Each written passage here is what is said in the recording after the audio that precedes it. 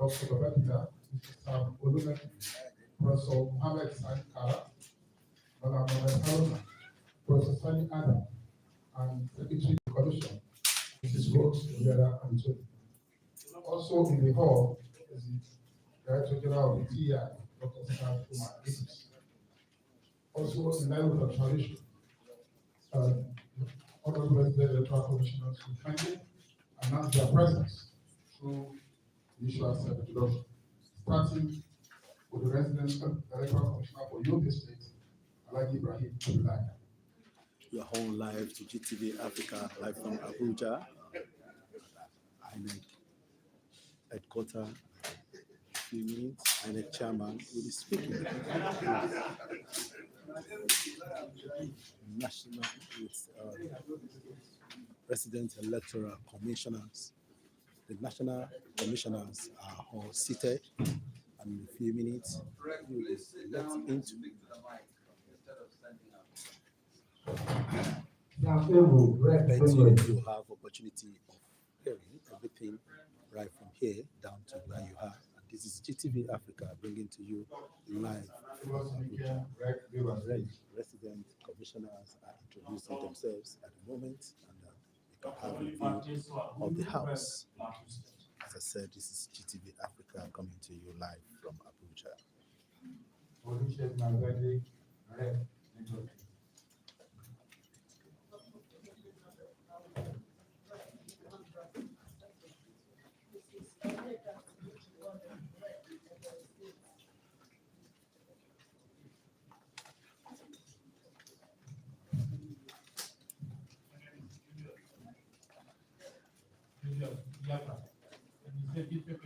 Cross section of residents electoral commissioners at home.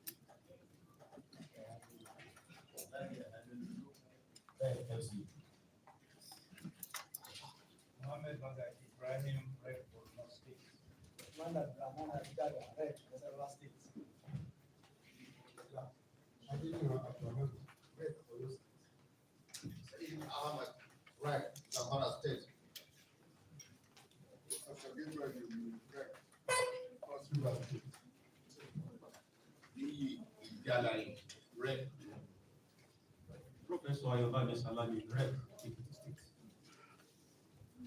Professor Sylvia Ago, Red, State. Dr. Alec Gabriel Lopez, Red, Kogi State.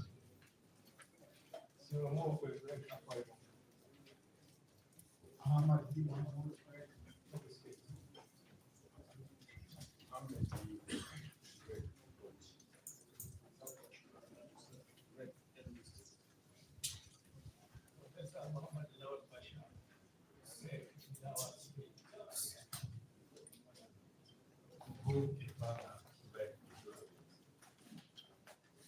Until Abuj, Red, Osun State.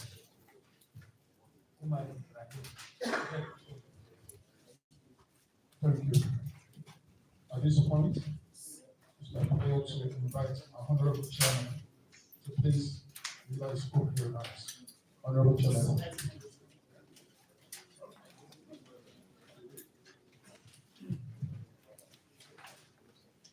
National Commissioners, our resident electoral commissioners, the Secretary to the Commission, the Director General of the Electoral Institute, directors, other senior officials of the Commission, members of the INEC Press Corps, ladies and gentlemen.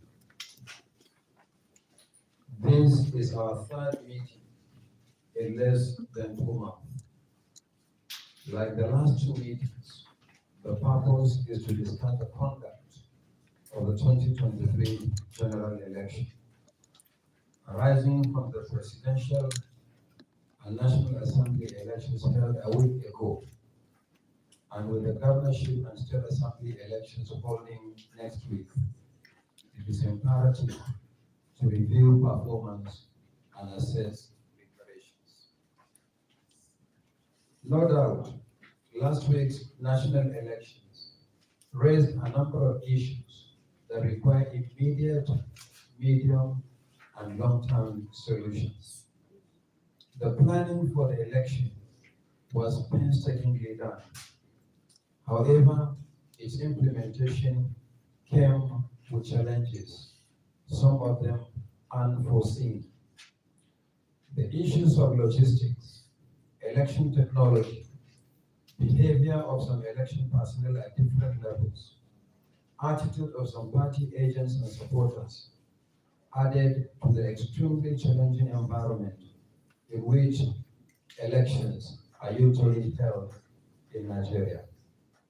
We appreciate the sacrifice and doggedness of Nigerians and the dignity and maturity displayed by political leaders, even in the context of divergent views about the election. A lot of lessons have been learned. Of immediate concern for the Commission is how the identified challenges can be addressed as we approach the concluding phase of the general election, involving the largest number of constituencies, 28 state governorship elections, and 993 state houses of assembly seats. In last Saturday's election, winners have also been declared for 423 national legislative seats, while supplementary elections will be held in 46 constituencies. In the Senate, 98 out of 109 seats have been declared. So far, 7 political parties have won senatorial seats, while in the House of Representatives, 325 out of 360 seats have been won by 8 political parties. In terms of party representation, this is the most diverse National Assembly since 1999 and is illustrated in the table I have provided in my speech. Take the Senate, for instance. Parties in the Senate are as follows, and the number of seats. APC, 57 seats. APGA, 1 seat. The Labour Party, 6. New Nigeria People's Party, 2. People's Democratic Party, 29. Social Democratic Party, 2. And the Young Progressive Party, 1. For the House of Representatives, the parties are distributed and the seats as follows. ADC, 2. APC, 162. APGA, 4. Labour Party, 34. NNPP, 18. PDP, 102. SDP, 2. And the YPP, 1 seat. Certificates of return will be presented to senators-elect on Tuesday, 7th March 2023 at 11 a.m. at the National Collation Center, which is the International Conference Center here in Abuja, while members of the House of Representatives-elect will receive theirs the following day, Wednesday, 8th March 2023 at 11 a.m. at the same venue. However, for effective crowd management, each member or senator-elect should be accompanied by a maximum of 2 guests. A comprehensive list of all members-elect so far will be uploaded to the Commission's website shortly. As we approach the governorship and state assembly elections, we must work harder to overcome the challenges experienced in the last election. Nothing else will be acceptable to Nigerians. All staff found to be negligent, whether they are regular or ad hoc officials, including collation and returning officers, must not be involved in the forthcoming elections. RECs must also immediately initiate disciplinary action where prima facie evidence of wrongdoing has been established against any staff involved in the election, whether regular or ad hoc. Election day logistics must be finalized before the election and handled by the electoral officers at local government level. This has been our standard practice. Centralizing the process, as was done in some states, resulted in delayed deployment of personnel and materials and late commencement of polls. Resident electoral commissioners will be held responsible for any tardy arrangement or the failure to deploy electric power generators to collation centers or polling units where such facilities are needed. The Commission has enough facilities in all the states of the Federation. Failure to deploy them is simply inexcusable. Refresher training must be conducted for adult staff that participated in the last election. While they are replaced for good reason, they must be properly trained so that processes are not delayed or compromised at any stage.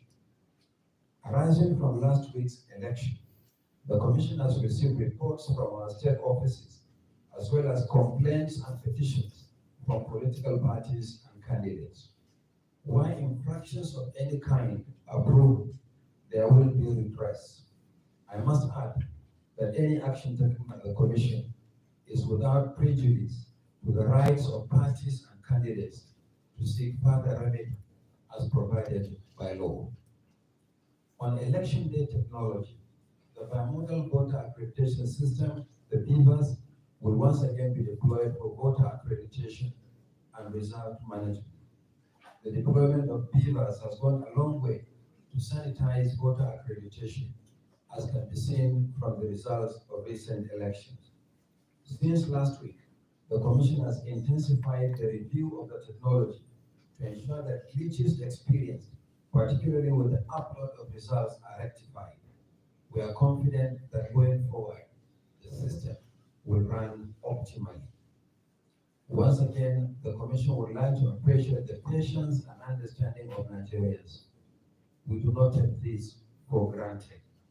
We equally appreciate the patriotism of political, traditional, religious, and community leaders that appealed for calm. Similarly, the Commission appreciates the role of heads of election observation missions, some of whom are still in the country. We appeal to such missions to consider extending their observations to the governorship and state assembly elections, not only because they form part of the general election for which they are accredited, but also because they are important national elections.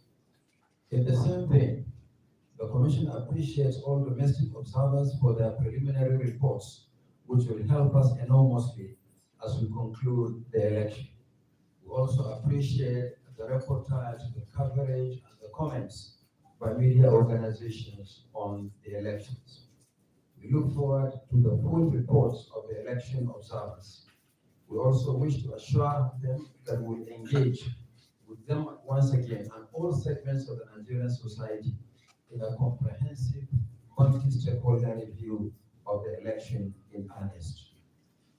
I welcome all our reps to this meeting as we go into the working session. I thank you and God bless.